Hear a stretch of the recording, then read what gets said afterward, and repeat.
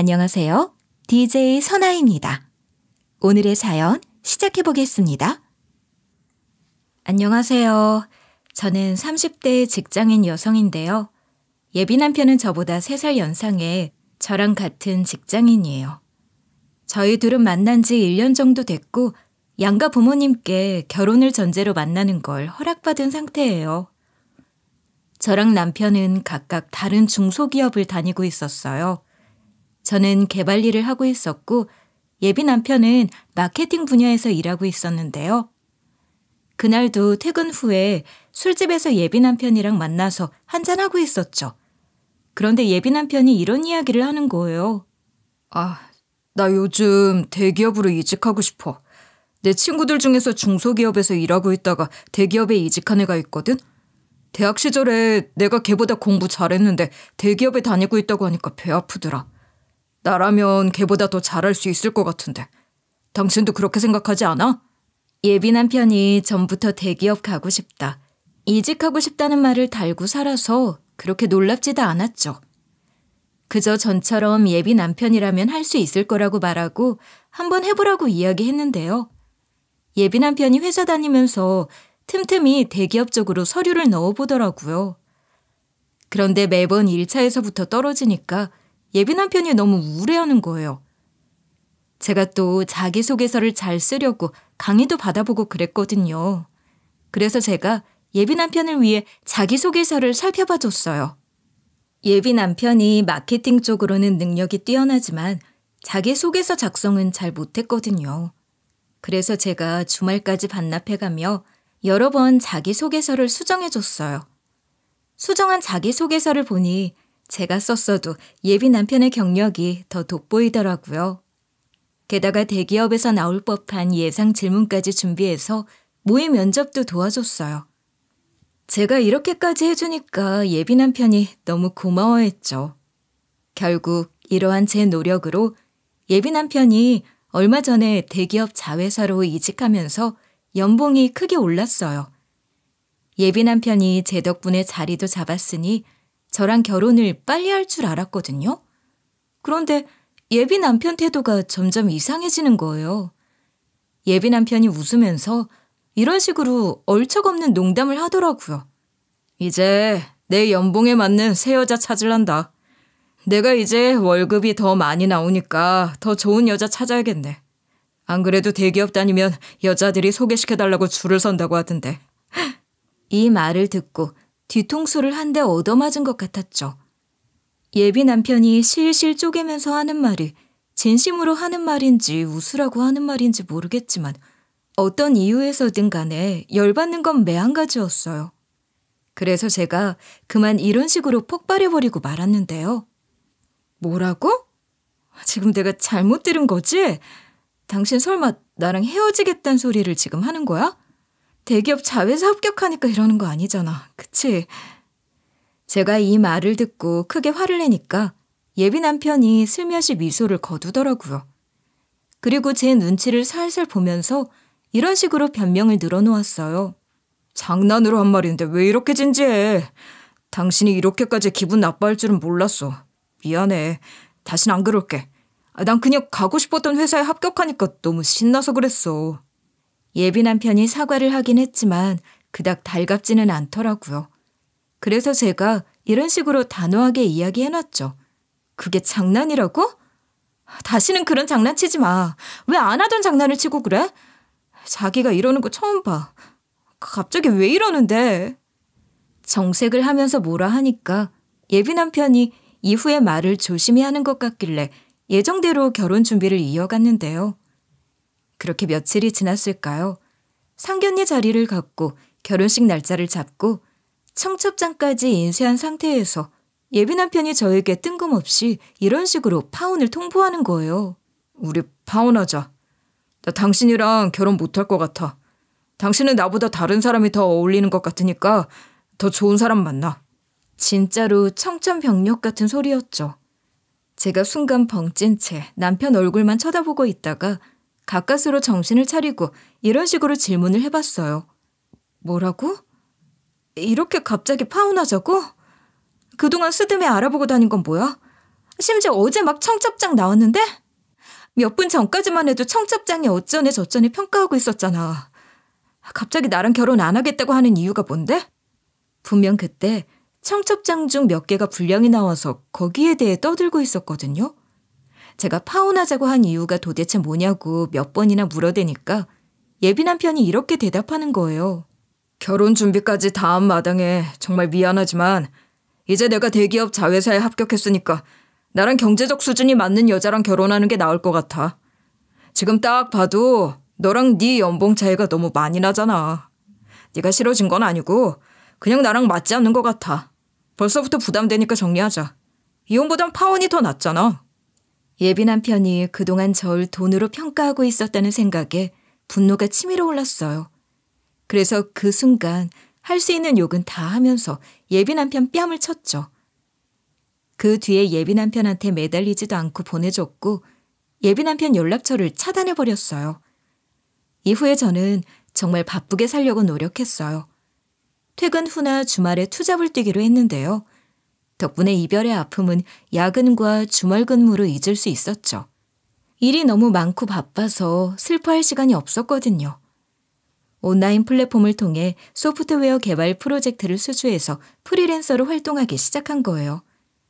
초기에는 힘들었지만 점차 실력이 향상되면서 더 많은 일감을 받게 됐어요. 투잡 뛰던 게 중소기업 연봉보다 더 많이 벌게 되니까 다니던 회사를 아예 그만두게 됐죠. 그 후로 계속 재택근무를 하며 프리랜서로 일하고 있었어요. 그러다 제가 돈이 될 만한 개발 프로그램을 발견하게 됐는데요. 회사를 차려서 이 프로그램을 팔면 좋겠다고 생각하고 있는데 제가 모은 자본으로 창업을 하기엔 턱없이 부족했어요. 그러던 중 우연히 예전 회사에서 함께 일했던 부장님을 만나게 된 거예요. 부장님께 정말 오랜만에 뵌다고 인사드리고 서로 어떻게 살고 있는지 이야기를 나눴는데요. 부장님은 현재 벤처 투자자로 일하고 계시더라고요. 제가 개발 프로그램을 발견했다고 하니까 부장님이 관심 있어 하셨어요. 자세히 이야기해달라고 하셔서 제가 이렇게 말했죠. 기업들의 업무 효율을 극대화할 수 있는 소프트웨어를 개발 중인데요. 초기 자금이 필요하지만 시장에서 큰 가능성을 보고 있어요. 저희 소프트웨어는 인공지능과 빅데이터 분석을 활용해 기업의 운영 데이터를 실시간으로 분석하고 최적화된 결정을 도울 수 있는 기능을 갖추고 있거든요. 제가 이렇게 말씀드리니까 부장님께서 흡족하게 들으면서 이러시더라고요. 상당히 혁신적인 접근인데 투자자로서 굉장히 매력적인 제안이야. 내가 직접 투자를 해보고 싶은데 자네는 어떻게 생각하나?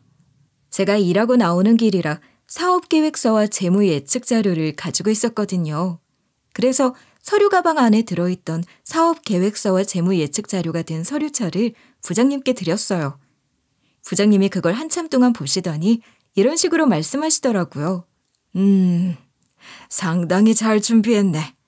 예상 매출과 성장 가능성도 매우 높아 보여. 투자 결정하는 데 큰 어려움은 없을 것 같아. 내가 집으로 돌아가서 자료를 좀 더 살펴보고 투자를 진행해 보겠네. 이렇게 부장님 덕분에 창업 자금을 마련할 수 있게 된 거죠. 최선을 다해 사업 론칭을 한 뒤에 독창적인 소프트웨어를 개발해서 큰 돈을 벌어들였어요. 제 사업이 짧은 시간 안에 빠르게 성장하며 많은 투자와 관심을 받았는데요. 출시 첫 달에만 100여 개의 기업이 저희 소프트웨어를 도입했고 두 번째 달에는 월 매출이 대폭 상승했더라고요. 이제 시간이 지나면 1000개의 기업에서 우리 회사를 찾고 해외 시장 진출도 멀지 않을 거라는 예감이 들었어요. 제가 차린 회사가 업계의 주목을 받으면서 유명세를 타기 시작한 거예요. 그래서 제가 어느새 스타트업 CEO로 자리 잡게 됐어요.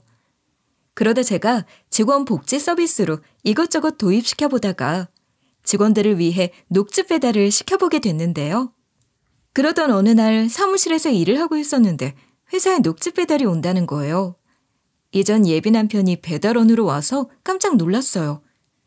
이전 예비 남편도 저를 보고 1차로 놀랐고 다른 직원이 다가오면서 절 대표님이라고 부르니까 2차로 놀라더라고요. 그래서 제가 그때 이전 예비 남편에게 이렇게 말했어요. 그래, 네 연봉에 나랑은 안 맞겠다. 대기업 자회사 합격했다고 새로운 여자 찾느라 바빴을 텐데 이렇게 우연히 만나다니. 대기업 자회사에서 녹즙 배달까지 시키는 걸 보니 돈을 많이 주나 봐? 제가 이런 식으로 비아냥대니까 이전 예비 남편이 잔뜩 주눅 들어있더라고요. 전 이전 예비 남편이 엄청 기분 나빠하며 획 가버릴 줄 알았거든요. 끝까지 안 가고 서 있더니 조심스럽게 제게 이런 제안을 하더라고요. 당신 지금 할 말이 있으니까 잠깐 나와봐. 지금 오해하고 있는 게 있어서 그래. 여기서 이야기하기 좀 그러니까 여기 말고 다른 데서 내 얘기 좀 들어봤으면 좋겠어. 이전 예비 남편이 의외의 반응을 보여주니까 느낌이 너무 이상하더라고요. 무슨 꿍꿍이가 있는 것 같아서 이렇게 반응해봤는데요. 뭐? 도대체 어디로 가서 무슨 이야기를 하면 좋겠는데. 여기서 하지 못할 이야기가 뭐가 있어? 여기서 말해봐. 왜? 당신이 저지른 짓이 너무 창피해서 그래? 제가 이런 식으로 비꼬는데도 이전 예비 남편이 묵묵히 서 있더라고요. 이전 예비 남편이 이렇게까지 해서 저한테 말하려는 게 뭐가 있을까 싶었죠. 그래서 자리에서 일어서서 이전 예비 남편한테 이렇게 말했어요. 그래, 앞장서봐. 도대체 무슨 이야기를 하려고 이러는 건지 한번 들어보자. 별 이야기 아니기만 해봐. 당신이 한 짓 전부 다 소문내서 다시는 이 근처 얼씬도 못하게 만들어줄 테니까. 이전 예비 남편이 계획적으로 뭘 꾸민 건 아닌가 봐요. 사무실에서 나왔는데 이전 예비 남편이 복도에서 어딜 갈까 갈팡질팡 하더라고요. 제가 일단 회사 비상구 쪽으로까지 끌고 갔더니 이전 예비 남편이 저보고 이러는 거 있죠? 사실 내가 이직한 회사가 문제가 많았어. 이직한 지 얼마 되지 않아서 회사가 법적인 문제에 휘말렸는데 그 일에 연루돼서 해고당한 거야. 그런데 그 사실을 차마 당신한테 말할 수가 없었어. 당신한테 피해가 갈까봐 무서워서 헤어지자고 한 거야. 이전 예비 남편이 이러길래 콧방귀를 뀌었죠.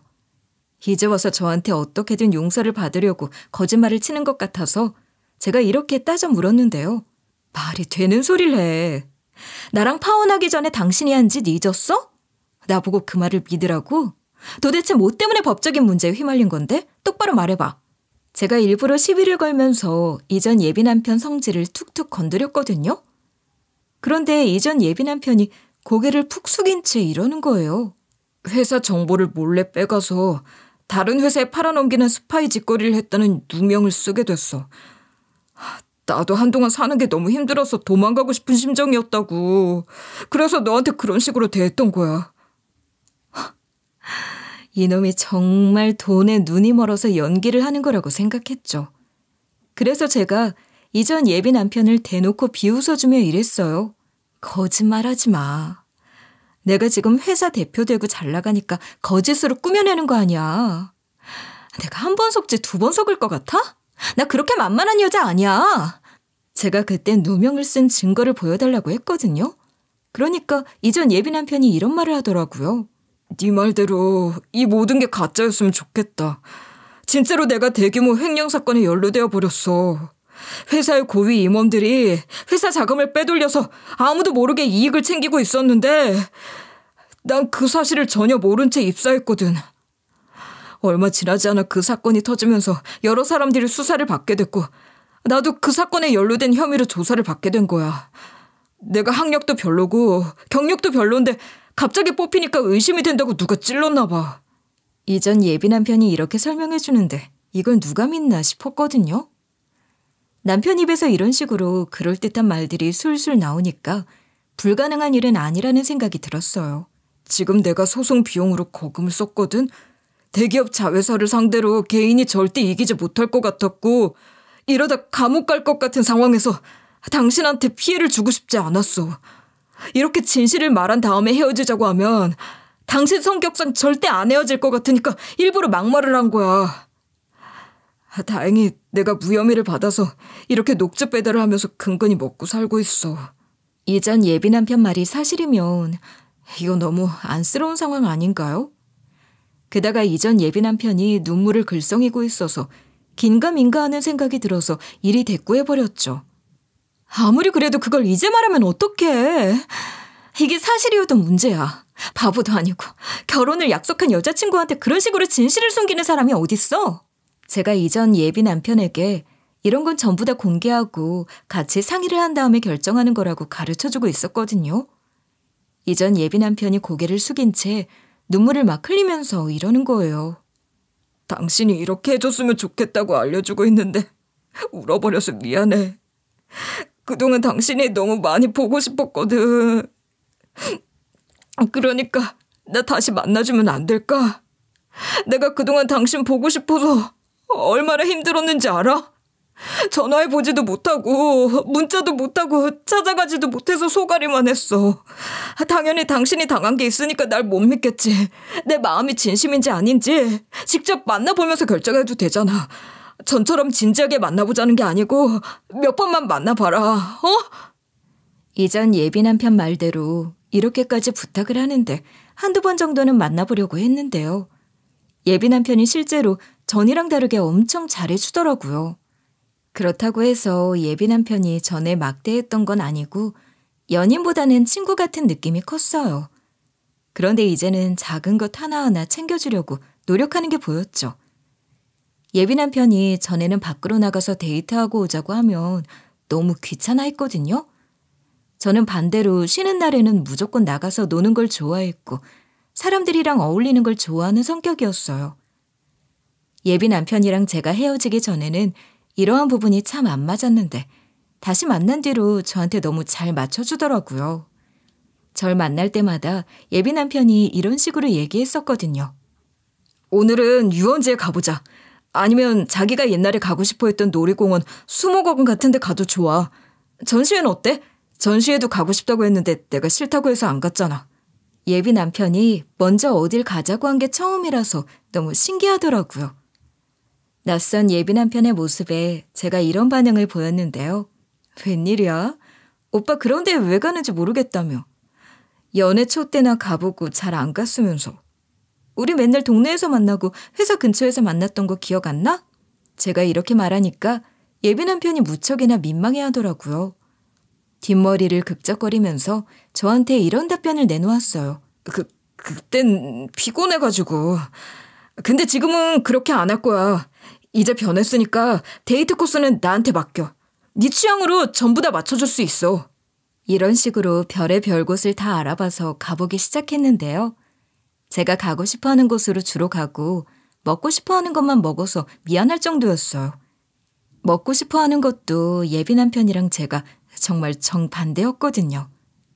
예비 남편은 매운 걸 안 좋아하고 고기류를 좋아했는데요.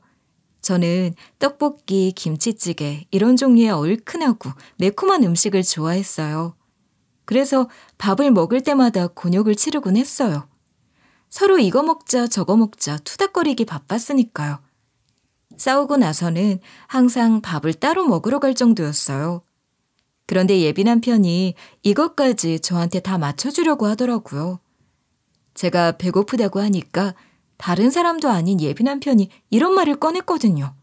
자기야, 내가 자기가 좋아하는 매운 갈비찜집 알아놨거든? 거기서 밥 먹자. 그전에는 내가 맨날 고기 먹자고 했으니까 이제 내가 맞춰줘야지. 이러면서 맛집 리스트를 쫙 뽑아놓은 거예요. 그 뒤로 전국 맛집을 다 돌면서 연애 초 때보다 더 연애 초 같은 시간을 보내게 됐어요. 예비 남편이 너무 절 챙겨주고 맞춰줘서 부담스러울 정도였죠. 어느 정도였냐면 제가 예비 남편에게 이렇게 말할 정도였어요. 이번엔 오빠가 가고 싶은 곳에 가거나 먹고 싶은 거 먹자. 우리 다시 만난 후로 오빠가 계속 나한테 맞춰줬잖아. 이런 식으로 계속 맞춰주는 것도 한계가 있으니까 너무 맞춰주려고 하지 마. 오빠가 하고 싶은 것도 하게. 제가 대놓고 예비 남편에게 어디로 가고 뭘 먹을지 정하라고 했는데요. 예비 남편이 옳았구나 하고 자기가 가고 싶은 곳 이야기할 줄 알았거든요. 의외로 이렇게 대답을 하더라고요. 난 괜찮아. 내가 헤어지기 전에 한 짓이 있는데 이 정도는 해야지. 내가 내 죄값 치르는 거니까 너무 신경 쓰지 마. 당신이 용서할 때까지 뭐든 다 할 거야. 예비 남편이 저한테 쩔쩔매면서 관계를 회복하려는 게 보여서 마음이 좀 그랬어요. 시간이 좀 지난 뒤에 저도 이제 마음의 문이 열려서 예비 남편한테 이렇게 말해봤는데요. 내가 그동안 당신을 쭉 만나봤는데 당신이 전보다 나한테 더 진지해진 것 같아. 결혼을 전제로 다시 한번 만나보자. 이번엔 무슨 일 생기면 무조건 서로 공유하고 고민하기야. 알겠지? 그러니까 예비 남편이 너무 감동받은 얼굴을 하는 거예요. 갑자기 어딜 다녀오겠다고 하더니 꽃다발까지 사다 주면서 이러는 거 있죠? 자기야, 내가 실수했는데 다시 받아줘서 고마워. 내가 다시는 자기 실망시키는 일 없도록 할게. 내가 자기 결혼까지 생각할 수 있도록 열심히 노력할 거야. 이 말을 들은 순간 역시 예비 남편만한 사람은 없는 것 같다고 생각했고 나이도 있으니 결혼 생각이 스물스물 나더라고요. 하지만 그러기가 무섭게 그 사건이 터진 거예요. 예비 남편이 그날 자기 집으로 초대해서 놀러 갔는데요. 예비 남편이 땀을 많이 흘려서 좀 씻고 오겠다고 하길래 기다렸는데 탁자 위에 올려진 종이가 눈에 띄는 거예요. 자세히 보니 예비 남편이 쓴 카드 내역서였어요. 키즈 카페에서 180만 원을 결제하고 2시간 후 그 앞에서 밥까지 사 먹었더라고요. 식당 이름이 딱 봐도 양식집, 레스토랑 쪽인 것 같아서 검색을 해보니까 맞았어요. 식당에서 결제된 금액을 보아하니 2명이서 먹은 것 같았죠. 그래서 예비 남편이 나오자마자 카드 내역서를 가리키면서 이렇게 물어봤어요. 자기야, 내가 일부러 보려고 한 건 아닌데 여기 놓여져 있어서 무심코 봤거든? 키즈 카페에서 도대체 뭘 했길래 180만 원이나 결제했어? 제가 이렇게 물어보니까 예비 남편이 한 발자국 내디디려다가 그대로 굳어버리더라고요. 그리고 예비 남편이 잠깐 당황스러워하더니 아무렇지 않게 일이 둘러댔어요. 아, 거기? 난 또 무슨 소린가 했네. 조카가 거기를 워낙 좋아해서 정기권을 끊어준 거야. 거기 유명한 키즈 카페라던데 당신은 모르고 있었지? 애들 엄마 사이에서 난리라더라. 아무리 유명한 키즈 카페라고 해도 180만 원을 한 번에 결제하는 건 좀 아니잖아요. 뭔가 불길한 예감이 들어서 예비 남편에게 끝까지 일이 추궁했죠. 아무리 그래도 180만 원이나 결제한다는 게 말이 돼? 너무 큰 돈 아니야? 오빠 사기당한 것 같은데. 거기 키즈 카페 어디야? 한번 같이 가보자. 그런데 예비 남편 표정이 확 굳어버리는 거예요. 제가 그 얼굴을 보고 하고 놀라버리니까 예비 남편이 서둘러 웃더니 이런 식으로 해명을 하더라고요. 아니야. 그럴 필요 없어. 내가 애도 아니고 알아서 할게. 내가 조카를 위해서 결제한 건데 갑자기 취소하면 좀 그렇잖아. 내 자존심 좀 생각해줘. 예비 남편이 한 번에 여러 가지 표정을 보여주고 순식간에 숨기니까 깨름직한 기분이 들었죠.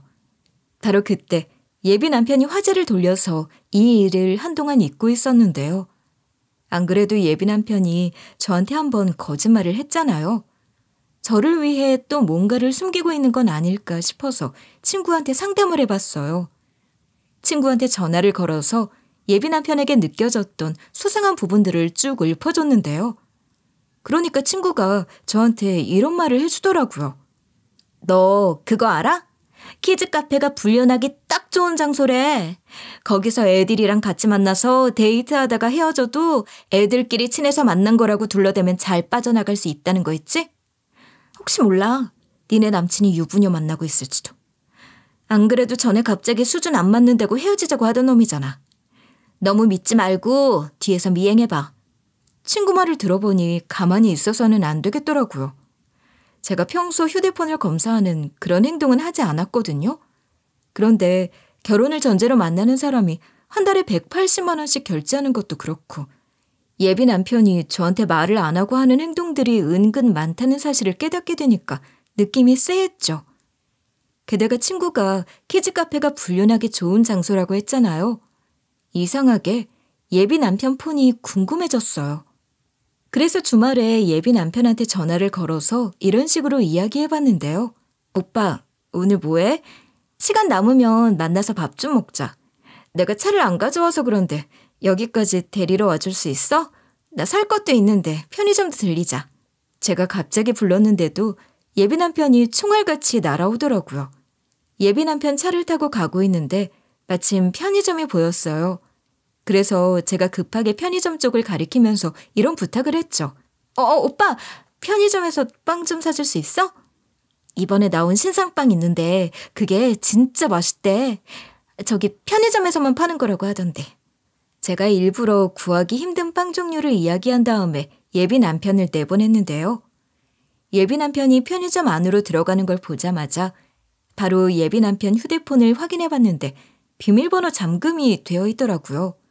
제가 예비 남편이 비번 누르는 걸 몰래 봐서 알아둔 덕분에 바로 비번을 풀 수 있었는데요. 그래서 손쉽게 비번을 푼 다음에 전화번호부를 다 뒤져봤거든요. 근데 전부 다 제가 아는 사람이거나 부장, 팀장 이런 호칭이 달린 사람이었어요. 제가 모르는 여자 이름 같은 건 없었죠. 어차피 본 김에 확실하게 확인해 두려고 문자도 살펴봤어요. 예비 남편 폰에 남겨진 문자는 다 광고 문자뿐이더라고요. 그러다가 딱 확인한 게 대출 문자. 예비 남편이 대출을 받은 흔적을 발견하게 된 거예요. 생각보다 큰 금액을 여러 번 대출했더라고요. 저한테 이런 이야기를 한 적이 없어서 깜짝 놀랐어요. 그때 예비 남편이 제가 사달라는 걸 사들고 저 멀리서 다가오고 있는 거예요. 제가 얼른 핸드폰을 제자리에 가져다 두고 모른 척하고 있었어요. 전 이때 예비 남편이 키즈카페에 쓴 거금과 대출 문자 때문에 머릿속이 복잡해지기 시작하더라고요. 생각할 시간이 필요했어요. 더 이상 예비 남편과 같이 있을 수 없어서 결국 이렇게 말해버리고 말았죠. 나 갑자기 몸이 안 좋아져서 그런데 집으로 가면 안 될까? 방금까진 괜찮았는데 순식간에 이러네. 말 걸지 말아줘. 더 이상 견디기 힘들 것 같아. 저도 모르게 속마음이 조금 섞인 말들을 내뱉고 말았어요. 예비 남편의 두 번째 거짓말과 비밀. 전 이 사람과 결혼할 수 없다는 생각이 들면서 분노가 치밀어 오르더라고요. 세상에, 제가 얼마나 우스웠으면 두 번이나 저를 엿먹이려는 걸까요? 그래서 제가 두 눈을 꼭 감고 있으니까 예비 남편이 눈치 없이 이렇게 물어보는 거예요. 갑자기 왜 그래? 아까까지만 해도 멀쩡했잖아. 신상으로 나온 빵 있는지 봐달라고 하던 사람이 이러니까 황당하네. 어디가 아픈데? 병원으로 갈까? 제가 그냥 집으로 가자고 하니까 예비 남편이 제 눈치를 보면서 절 집에 데려다 줬는데요. 집으로 가서는 앞으로 어떻게 해야 할까 많은 고민을 해봤던 것 같아요. 그러다가 예비 남편을 한 번 더 떠볼 수 있는 방법이 생각났죠. 그래서 다음 날 예비 남편에게 몸이 좋아졌다는 연락과 함께 이런 문자를 보내서 예비 남편 마음을 슬쩍 떠봤어요. 자기야, 나랑 친한 친구가 약혼한 남자친구가 있는데 그 남친이 몰래 대출받은 사실을 숨기고 있었대. 그래서 결국 파혼했다고 하는데 이게 파혼할 만한 사유인가? 같이 갚아나가면 되는 거 아니야? 이런 식으로 별거 아닌 것처럼 예비 남편의 의중을 떠본 거예요. 역시나 제 예상대로 예비 남편이 이런 대답을 해주더라고요. 그런 걸로 파혼을 했다고? 너무했다. 그럴 수도 있는 거 아니야? 나도 당신이랑 생각이 같아. 사랑하는 사람이니까 용서해주고 같이 갚아줄 거야. 예비 남편이 다 말해놓고 그런 건 왜 물어보는 거냐고 따졌는데요. 제가 그 말에 답하지 않고 바로 이런 식으로 화제를 돌려버렸죠. 나 지금 회사인데 점심시간에 잠깐 보자. 당신 오늘은 어느 구역으로 배달 간 거야? 점심시간에 어디쯤인지만 알려주면 내가 거기로 갈게. 제가 회사 대표라서 좀 늦게 들어가도 되니까 예비 남편이 녹즙 배달해야 하는 곳을 알아내서 그 근처에서 만났는데요. 그리고 전 예비 남편이 오자마자 이런 식으로 호들갑을 떨었어요. 이상하다. 오빠 핸드폰이 사라졌어. 어디 갔지? 분명히 주머니에 넣어놓은 것 같은데. 오빠 핸드폰 좀 빌려줄 수 있어? 이렇게 제가 핸드폰 잃어버린 척 연기를 하면서 예비 남편에게 전화를 빌려달라고 했어요. 예비 남편이 의심도 안 하고 폰을 건네주길래 그 핸드폰으로 제 전화번호를 눌러서 전화를 걸었습니다.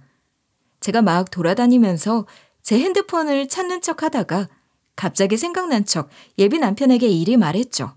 여보세요? 네, 감사합니다. 곧 갈게요. 오빠, 나 휴대폰을 화장실에 두고 온 것 같아. 잠깐만 기다리고 있어. 내가 얼른 다녀올게. 누가 전화를 받은 것 같아서 지금 가야 할 것 같아. 이런 식으로 정신없이 예비 남편 혼을 쏙 빼놓은 거죠. 제가 대답도 듣지 않고 곧바로 예비 남편 핸드폰을 화장실로 갖고 들어갔는데요. 화장실 칸 안에서 예비 남편 문자를 살펴봤어요. 제가 소프트웨어 개발을 하는 개발자니까 남편이 쓰는 은행 어플 비번을 해킹해서 알아내려고 했거든요. 그래서 제가 문자 발송 사이트를 이용해서 예비 남편 폰에 광고처럼 보이게끔 대충 문구를 적어놓고 맨 밑에 링크를 보내놨어요. 예비 남편이 광고 문자가 오면 그냥 읽어보기만 하고 지우진 않거든요. 그 사실을 알고 있어서 바로 제가 보낸 문자를 찾을 수 있었어요. 거기서 링크를 눌러버리니까 예비 남편 폰이 바로 해킹된 거예요. 당연히 남의 정보를 해킹해서 보는 건 불법이긴 한데 지금 제 인생이 골로 갈 수도 있을 것 같아서 이렇게라도 해킹해서 살펴본 거였어요. 이런 방법으로 예비 남편 폰을 해킹해서 은행 어플에 로그인을 했는데요. 예비 남편이 대출한 내역을 쭉 살펴봤는데 진짜로 달마다 100만 원씩 대출을 했더라고요. 도대체 한 달에 한 번씩 100만 원으로 뭘 했길래 대출까지 했나 의심이 됐어요. 그것도 모자라 예비 남편이 녹즙 배달하느라 바쁘다고 한 달에 3-4번밖에 못 보는 상황이었거든요. 생각하면 생각할수록 예비 남편이 뭔가 미심쩍었어요. 예비 남편이 대기업 자회사에서 스파이라는 누명을 썼는데 뭔가 적극적으로 조치를 취하지 않는 것도 이상했죠. 저 같으면 돈이 없으면 국선 변호사 알아보고 인터넷 여기저기에 억울하다는 글이라도 쓸 텐데 예비 남편은 아무것도 안 하고 있었거든요. 일단 전 화장실에서 핸드폰을 찾은 척하면서 예비 남편의 핸드폰을 돌려줬어요. 그리고 제가 그때부터 예비 남편을 조사하기 시작했죠. 일단 회사 업무를 미리 전부 다 처리한 다음에 긴 휴가를 간다고 말해놓고 여름에 쓸 휴가를 땡겨 쓰게 된 거예요. 그 뒤에 예비 남편의 뒤를 쫓아다녔어요. 근데 아무래도 제가 직접적으로 붙어서 쫓아다니면 제 신분이 쉽게 노출이 되니까 예비 남편이 모르는 제 비서와 함께 쫓아다녔는데요. 제 비서는 팔촌 사촌 동생이라서 믿을만 했어요. 그러다가 충격적인 진실을 마주하게 됐죠. 예비 남편이 녹즙을 배달하다가 말고 그 키즈 카페에 들어갔거든요. 제가 가면 예비 남편이 눈치챌까봐 제 비서인 사촌동생이 따라 붙었는데요. 그리고 그 사촌동생이 갔다 와서 이런 말을 해주더라고요. 키즈 카페 카운터 근처에 창문이 있었는데 거기 창문이 열려 있어서 소리가 전부 다 들렸어. 무슨 이야기를 하려나 귀를 기울여 보니 키즈 카페 사장이 언니 남친 카드로 결제를 하고 있는 거야. 그러면서 하는 말이 비밀 지켜줄 테니까 매달이 어려우면 2-3개월에 한 번씩은 100만 원씩 결제하고 가라고 했어. 돈이 없으면 자기가 알려준 대로 은행 어플 들어가서 대출을 받으라고 하던데? 역시나 제 예상대로 다른 사람이 예비 남편에게 지시를 내려서 핸드폰으로 대출을 하게 만들었던 거였어요. 또 사촌동생이 이런 말을 이어서 해주더라고요. 게다가 키즈카페 사장이 돈을 안 주면 여친 몰래 우리 언니랑 바람 피운 거 전부 다 말해버릴 거라고 했어. 그런데 키즈카페 사장이 말하는 여친이 딱 언니 아니야? 맞아요. 사촌동생 말대로 키즈카페 사장이 말하는 여친이 딱 봐도 저 같았어요. 뿐만 아니라 사촌동생이 이런 설명까지 덧붙여주는 거 있죠? 키즈카페 사장이 언니를 알고 있는 이유는 그 사장의 친언니 때문인 것 같아. 그 사장의 친언니가 예비 남편을 회사에 꽂아주고 좀 만나주다가 버린 거라고 이야기하더라고. 게다가 키즈카페 사장의 친언니를 통해 언니를 알게 된 것 같아. 한마디로 키즈카페의 친언니가 대기업 자회사 임원급인 여자와 동일 인물이라는 거죠. 예비 남편이 저한테 자기 연봉에 맞는 새 여자 찾는다는 몹쓸 언행을 한 이유가 법적 문제 때문이 아니라 여자 문제 때문이었어요. 왜냐하면 사촌동생이 제게 이런 이야기를 해줬거든요. 언니 남친이 대기업 자회사에서 스파이 누명을 썼다는 말도 전부 다 거짓말이래. 대기업 자회사 임원급인 여자가 언니 남친에게 자기랑 만나주면 대기업 자회사 들어오게 해주겠다고 제안을 했었나 봐. 언니 남친이 대기업 자회사에 들어가기 위해 그 제안을 받아들여서 진짜로 인맥으로 대기업 자회사에 들어가 버렸어. 그러다 대기업 자회사 임원급인 그 여자가 언니 남친에게 파혼하라고 지시를 내려서 언니랑 헤어진 거야. 그렇게 언니 남친이 대기업 그년한테 버려졌는데 어쩌겠어. 당연히 그 임원급인 여자가 회사에 이상한 소문을 퍼뜨려서 이미지를 실추시키는 바람에 언니 남친이 적응하지 못한 거야. 결국 언니 남친이 회사에서 계속 무시당하니까 사표를 내고 녹즙 배달원으로 전락해버린 거지. 이 말을 들으니 퍼즐이 한 조각씩 맞춰지는 기분이었죠. 예비 남편이 키즈 카페에 돈을 결제한 이유는 굳이 전해 듣지 않아도 알 수 있었어요. 예비 남편이 자기가 더러운 방법으로 대기업 자회사에 간 걸 숨기려고 했던 거죠. 저한테 사실을 숨기려고 임원급인 여자의 친동생이 하는 키즈 카페에서 노예처럼 돈을 가져다가 바치고 있었던 거예요. 사촌동생이 이런 말들을 전해줬는데 확실히 하고 가야겠더라고요. 그래서 제가 사촌동생을 붙잡고 이런 식으로 물어봤어요. 너 이거 진짜 네가 들은 거 확실하지? 언니가 지금 파혼이 달린 거라서 제대로 말해줘야 돼. 언니가 파혼만 할 게 아니고 복수하고 참교육하고 아주 깽판치고 다 할 거거든? 라고 말하면서 몇 번이나 되물어봤는데요. 제 귀로 안 들었으니까 재차 확인을 한 거죠. 그러니까 사촌동생이 이런 식으로 아주 자신 있게 이야기해 주더라고요. 언니, 나 못 믿어? 다른 사람도 아니고 난 믿어도 돼. 내가 이 두 귀로 직접 들은 거야. 내가 잘못 들었을 리가 없잖아. 사촌동생의 확답도 들었겠다. 이 사실을 전부 다 알았는데 제가 가만히 있을 수 있겠어요? 예비 남편이 제게 다시 접근한 이유도 제가 전이랑 다르게 회사 CEO가 됐으니까 그랬겠죠? 다른 사람이 보기엔 어떻게 저걸 속나 할 수도 있어요. 예비 남편이 이렇게까지 머리를 써서 사람을 속이는데 어느 누가 안 속겠어요? 2번이나 절 속였다는 사실에 그냥 넘어가서는 안 되겠다는 생각이 들어서 역대급 통쾌한 역관광을 시켜주기로 결심했습니다. 일단 예비 남편에게 전화를 걸었어요. 예비 남편이 여보세요 하자마자 제가 울먹거리면서 이리 말해버렸죠. 오빠, 나 지금 큰일 났어. 진짜 심각한 일인데 오빠가 와주면 안 될까? 우리 결혼이 달린 일이야. 어쩌면 우리 결혼 미뤄야 할 수도 있어. 제가 이러니까 예비 남편 목소리가 사뭇 진지해지더라고요. 그리고 예비 남편이 달려오자마자 갑자기 우리 회사가 망했다고 말하면서 이런 식으로 말해버렸는데요. 나 사실 그동안 말 못했는데 투자자와의 협상이 결렬돼서 투자 자금을 확보하지 못했어. 게다가 사무실이 갑자기 물이 새고 그러잖아. 예상치 못한 유지보수 문제 때문에 사무실 임대 계약을 조정했거든? 결국 우리가 사무실 물 샌 거 전부 다 뜯어 고쳐주고 나가야 한대. 수리 비용에 이사 비용까지 돈이 엄청나게 깨지고 말았어. 결국 운영을 계속할 자금이 부족해져서 직원들 월급도 주기 어려워지더라고. 몇 달씩 밀리다 보니 직원들이 노동부에 신고하더라. 그냥 폐업하려고. 제가 이렇게 말하니까 제 예상대로 예비 남편 낯빛이 어두워지더라고요. 갑자기 한숨을 푹 쉬면서 뭔가 중얼거리더니 아씨 이러는 거예요. 예비 남편이 단번에 돌변해버린 후에 저보고 이러는 거 있죠? 헤어지자. 나 돈만 아니면 너 같은 거 만나줄 생각 없어. 스타트업 CEO가 됐다고 하길래 돈 좀 벌 것 같아서 비굴하게 굴었구만. 재수없게 하필이면 이럴 때 망하냐? 차라리 돈 좀 뜯어낸 다음에 망하지 그랬어.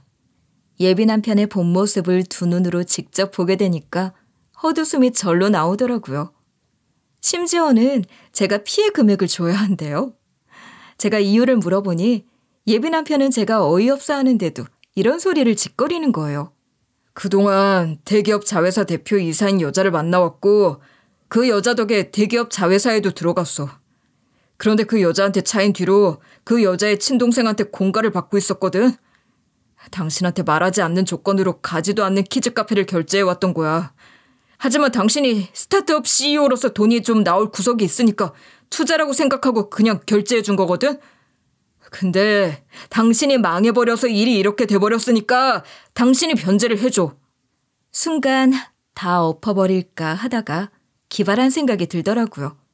그래서 제가 예비 남편 몰래 핸드폰으로 녹음을 쭉 하면서 이렇게 말해버렸죠.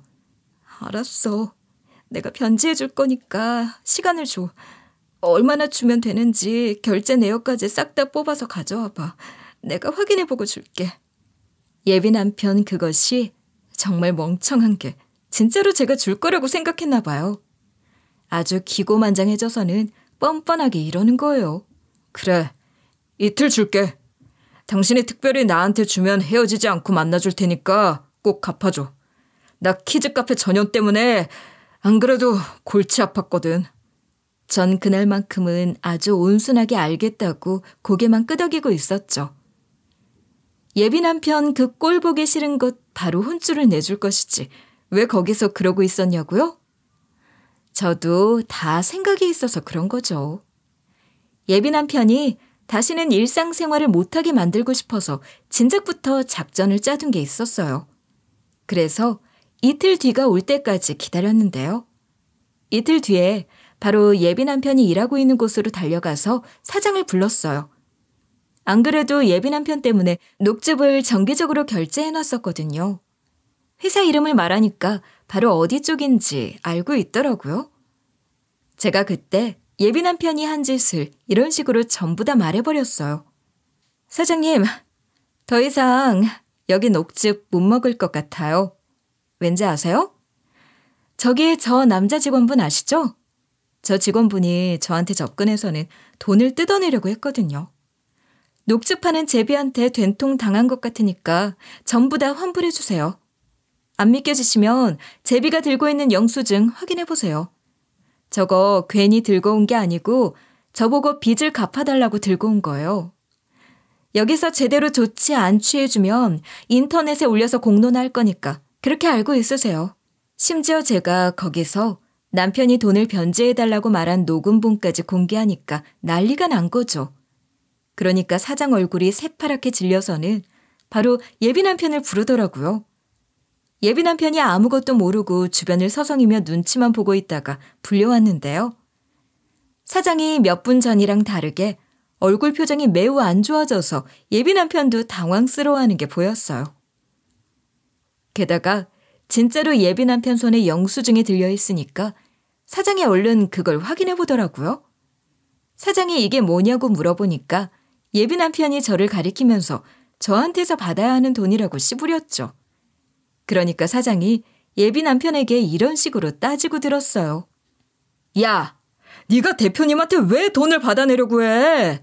네 진짜로 손님한테 접근해서 돈 뜯어내려고 했어? 아니긴 뭐가 아니야 이놈아. 그래서 지금 대표님이 환불하러 온 거 아니야. 그럼 이 영수증은 뭔데? 네가 카페에서 쓴 걸 왜 들고 와서는 대표님한테 달라고 해? 이것이 녹즙 팔러 갔으면 녹즙만 팔 것이지 뭐하는 짓거리야? 제가 거기서 인터넷에 올려서 공론화할 거라고 하니까 사장이 이렇게까지 화를 내는 게 당연했죠. 예비 남편 얼굴빛이 새하얘졌길래 그 면상에다 대고 제가 본 걸 다 말해버렸어요. 사실 당신이 키즈카페에서 이상한 짓거리를 하길래 대화하는 걸 엿들었어. 나 몰래 대기업 자회사 임원급 만난 거 숨기려고 돈을 계속 쏟아붓고 있더라. 그래서 그날 진실을 다 알아버려서 회사 망한 척한 거야. 그러니까 예비 남편이 거의 경악을 하더라고요. 그대로 무너져 내려서는 저한테 잘못했다고 이런 식으로 싹싹 빌었어요. 미안해 자기야. 내가 대기업 자회사에 쉽게 들어가서 성공하려다가 나락으로 떨어져서 당신한테 올인한 거야. 그 키즈카페 그녀 때문에 카드 빚이 너무 많이 생겼는데 당신이랑 결혼하면 공개하려고 했어. 한마디로 이게 뭔 뻘소리겠어요. 저보고 갚아달라고 하려고 했다는 소리죠. 이 새끼는 여자 둘한테 다 다리 걸치고 있다가 지 귀에 지가 넘어간 거예요. 너무 얼척없지 않나요? 제가 거기서 그 이야기를 들으니까 아예 손절하고 없는 사람인 것처럼 살고 싶어진다고 했는데요. 그러니까 예비 남편이 아주 엎드리다시피 하면서 제 바지가랑이를 잡고 난리를 치더라고요. 나 100% 빚 못 갚으니까 제발 한 번만 용서해주라. 미안해. 내가 다시는 이런 일 없도록 할게. 내가 진짜 미쳤나 봐, 자기야. 자기야, 제발. 이번에 당신이 정말로 나 차버리면 인생 끝이야. 다시는 제기 못한다니까? 전 그런 예비 남편을 발로 차버렸죠. 제가 미쳤다고 이 자식의 속내를 다 알게 됐는데 봐주고 얘랑 결혼을 하겠어요? 그리고 예비 남편한테 이런 일침을 날려버렸어요. 말 같지도 않은 개소리 하지 마. 네 같으면 내가 그렇게 했을 때 받아줄 것 같아? 날 속인 게 처음도 아니고 무려 2번째야. 2번 둘 다 뒤통수 쳐놓고 제발 봐달라는 소리가 나와? 제발 용서해달라는 소리가 나오냐고. 이거 진짜 도른 자식 아니야?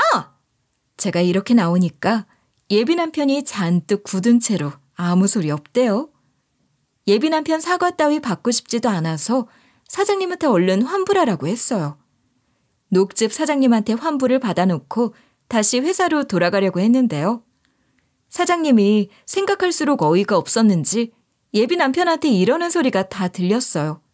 야, 너 짐 싸고 나가라. 사생활 때문에 회사에 피해주는 직원은 처음이네. 뭐? 고객을 상대로 뭔 짓을 해? 네 진짜로 제비야? 고소하기 전에 지금 당장 나가! 예비 남편이 녹즙 사장님한테 매달리는 모습까지 실컷 보고 예비 남편이 일하던 곳을 빠져나왔죠. 그대로 예비 남편이랑 아예 깨끗하게 파혼하게 됐는데요. 그 뒤로 저는 혼자서 회사 꾸려나가면서 성실하게 살고 있어요. 이전 예비 남편한테 된통 당한 덕분에 연애할 생각이나 결혼할 생각은 없어져서 당분간 일에만 집중할 생각이네요.